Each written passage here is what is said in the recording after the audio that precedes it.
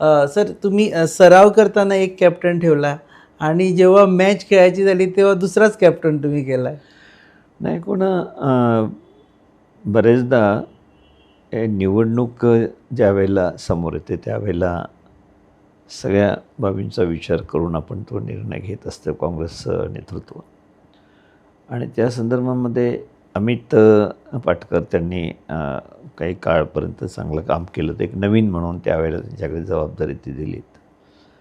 आणि त्याच्यानंतर आता ज्यावेळेला आपण निवडणुकीला सामोरं जात असताना थोडा निवडणुकीचा मागचा अनुभव आहे, काही निवडणूक कशा पद्धतीनं लढली पाहिजेत याचाही थोडा अनुभव असला पाहिजेत.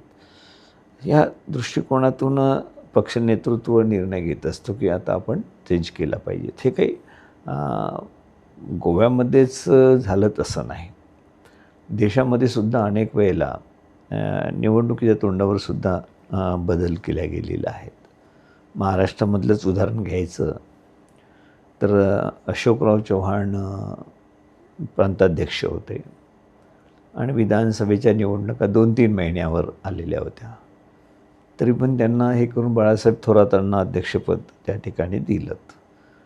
शेवटी हा पक्ष नेतृत्वाचा निर्णय आहे, परंतु सर्वांनाच सहभागी करून घेऊन निवडणूक लढायची असते. प्रामुख्यानं सगळं नेतृत्व एकत्रपणे निवडणूक लढल्या गेलं पाहिजेत.